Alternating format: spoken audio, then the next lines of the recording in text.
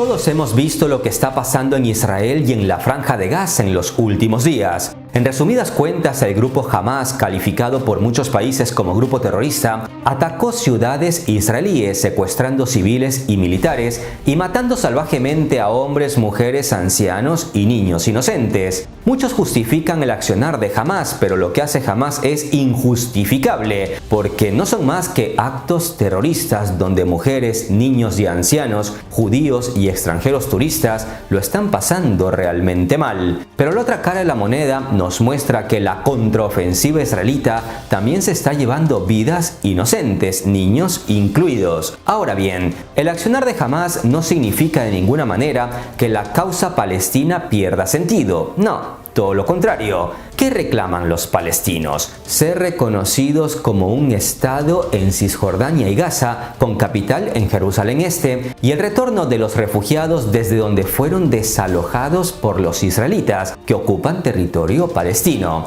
Lo que hace Hamas no representa el sentir de todo el pueblo palestino, pero para entender todo este asunto resumamos en pocas palabras qué es Palestina y qué es Israel, porque si no nos volvemos locos en las redes sociales y escribimos zarandeces sin entender el conflicto.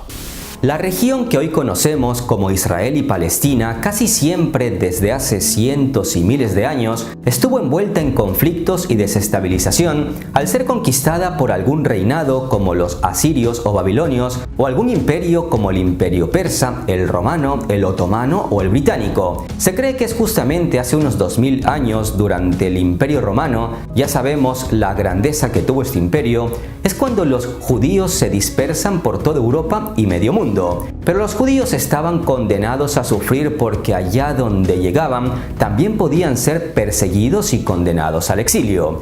¿Por qué se persiguió tanto a los judíos a lo largo de la historia? Algunos historiadores creen que el carácter monoteísta de la religión judía los llevó a ponerse en contra con otras civilizaciones con distintos y variados dioses, y con la aparición del cristianismo se presentó a los judíos como los responsables de asesinar al verdadero Mesías, motivos más que suficientes para perseguirlos y expulsarlos. Y como Europa se cristianizó, ya se imaginarán ustedes el cariño que les tenían. En resumen, los judíos desde hace cientos de años y en distintas etapas de la historia, bien sea antes de Cristo o después de Cristo, los judíos se vieron obligados a huir de este territorio al que llaman Tierra Santa. Esta dispersión de judíos por el mundo los convirtió en una minoría religiosa y cultural en numerosos países del mundo, y con el tiempo perdieron por completo lo que ellos llaman su lugar de origen, la tierra de Israel.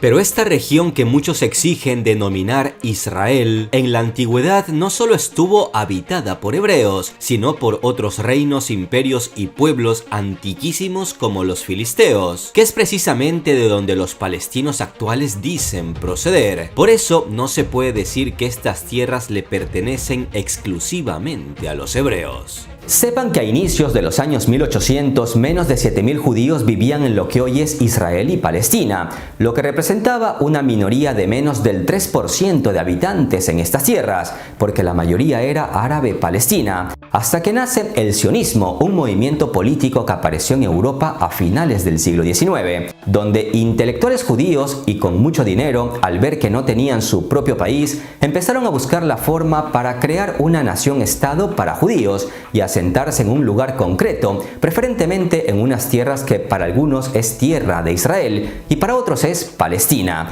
porque siempre han considerado estas tierras como el hogar que le arrebataron a lo largo de la historia. Estos judíos europeos millonarios comenzaron a comprar tierras en Palestina y organizaron el retorno de judíos hacia allí. Antes de la Primera Guerra Mundial, para 1914, en estas tierras ya habitaban unos 90.000 judíos, lo que ya representaba el 17% de la población. Es decir, la minoría judía iba creciendo muy rápidamente, pero el punto clave lo tiene la Segunda Guerra Mundial, pues es bien sabido cómo la Alemania nazi de Hitler se ensañó con los judíos, muchos de los cuales alcanzaron a huir a otros países, como mi bisabuelo Albert Einstein a Estados Unidos. mientras que otros miles de judíos iban directamente a Palestina o Tierra de Israel, si lo prefieren, donde, como decía, la comunidad judía iba en aumento. Tras la Segunda Guerra Mundial, el 29 de noviembre de 1947, las Naciones Unidas votaron a favor de dividir el territorio conocido en ese entonces como Palestina en tres partes: un estado judío, un estado para los palestinos y el área dentro y alrededor de Jerusalén, que fue reservada para gobernanza bajo un fideicomiso internacional, ya que Jerusalén tiene un profundo significado religioso para el judaísmo, el cristianismo y el islam, con una rica historia de más de 7000 años. El plan de la ONU dio tanto a judíos como a palestinos la misma cantidad de territorio. En teoría deberían estar todos contentos, pero este no fue el caso, pues los israelitas querían más tierra y los palestinos siempre han pensado que la ONU les quitó mucho territorio donde muchos de ellos ya tenían su hogar desde hace muchas décadas. El nuevo Estado de Israel aceptó públicamente la partición de la ONU, pero en privado se prepararon para la guerra. Después de todo, para ellos ese territorio históricamente les pertenece. Para los palestinos, cualquier partición era inaceptable y nunca estuvieron de acuerdo. Y efectivamente, en 1948 estalló la primera guerra árabe-israelí, donde unos 700.000 palestinos fueron desalojados de sus hogares, creando una crisis de refugiados que aún no se ha resuelto. Todo empezó cuando tropas egipcias, iraquíes, libanesas, sirias y transjordanas, apoyadas por voluntarios libios, sauditas y yemeníes, todos ellos, como intuirán, de creencia islámica, comenzaron la invasión del recién proclamado Estado judío.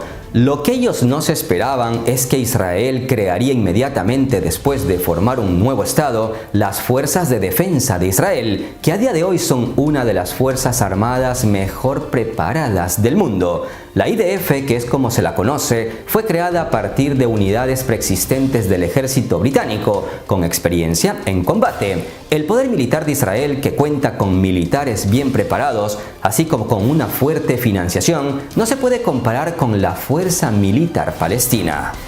Como vemos en este mapa, antes de 1946 aquí vivían en su mayoría palestinos sin ningún problema, y aunque habían estado viendo una llegada de judíos sin precedentes, no les prestaban mucha atención. Pero en 1947 la ONU divide este territorio para palestinos e israelíes. Como Israel es más fuerte, gana la guerra árabe-israelí del 48 y se adueña de más territorio palestino. 1967 es clave en la historia porque se produce la llamada Guerra de los 6 días, cuando Israel conquistó y ocupó en menos de una semana el resto de la antigua Palestina, más los altos del Golán sirios y la península del Sinaí, territorio soberano egipcio. El Consejo de Seguridad de la ONU ordenó a Israel retirarse de los territorios que consideraba ocupados, pero fue ignorada. Y es aquí donde más o menos vemos lo que queda de Palestina, la Franja de Gaza y Cisjordania. Pero Israel desde entonces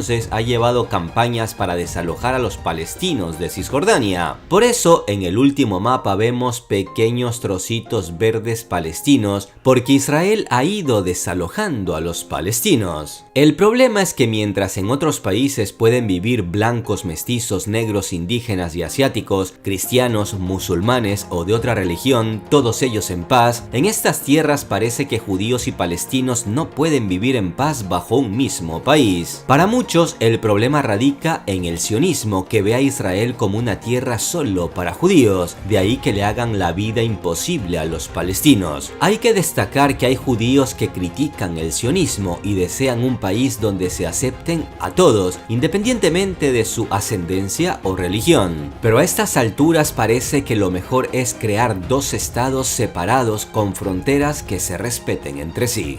La dureza con la que Israel ha desalojado a los palestinos de sus hogares, maltratando a mujeres y niños, ha sido documentada por organizaciones como Human Rights Watch o la misma ONU. De la misma forma se han documentado ataques terroristas por parte de grupos palestinos. ¿Cuál es la solución al conflicto?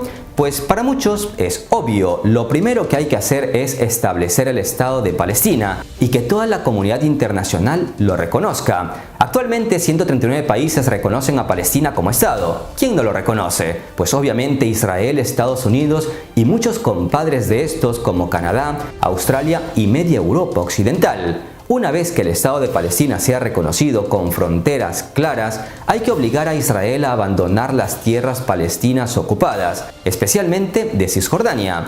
El punto complicado de esta división sería Jerusalén, ciudad santa que reclaman tanto judíos como palestinos musulmanes. Los palestinos deben entender que esta tierra históricamente también ha pertenecido a los judíos, y los judíos deben entender que esas tierras también le pertenecen a los palestinos. ¿Cuál es el problema? El problema es que Israel no quiere aceptar la creación de un Estado palestino, ni ceder los territorios que les han usurpado a los palestinos. Y el problema es que Hamás se ha convertido en un grupo terrorista que está desatando el caos en esta región. Debemos condenar a Hamás por el asesinato de civiles inocentes y debemos condenar a Israel por el abuso militar y judicial contra civiles palestinos. Es imperativo reconocer ya el Estado de Palestina. Ese no reconocimiento es lo que ha provocado lo que estamos viendo en Israel en los últimos días.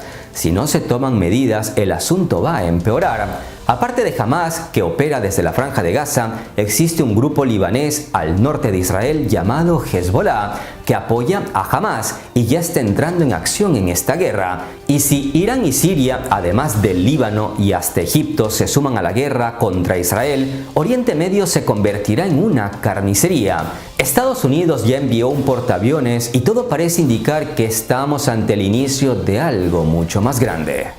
El alto representante de la Unión Europea para Asuntos Exteriores, Josep Borrell, ha hecho unas declaraciones inesperadas, pues está muy en desacuerdo con Israel en el sentido que Israel está metiendo en el mismo saco a los terroristas de Hamás con los millones de civiles inocentes que viven en la Franja de Gaza, a los que se está masacrando. Sepan que la Franja de Gaza es considerada por muchos como la cárcel a cielo abierto más grande del mundo, pues Israel los tiene atrapados ahí desde hace años, entre el mar y un muro. Solo pueden entrar y salir por dos portones ubicados a ambos extremos, y el paso es limitado. No pueden comprar ni vender sus productos al exterior, no pueden pescar a más de 3 millas de la costa, y por si esto fuera poco, Israel limita constantemente el ingreso de alimentos, medicinas y cualquier ayuda humanitaria. Es un bloqueo inhumano que dura años. Y ahora, en medio de la guerra que acaba de iniciar, Israel ha prohibido el acceso de alimentos, agua y medicamentos,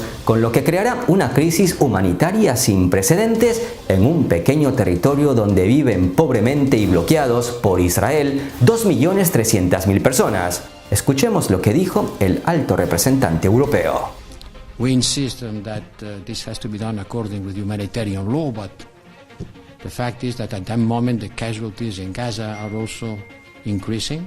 150,000 people are internally displaced, and the humanitarian situation is dire.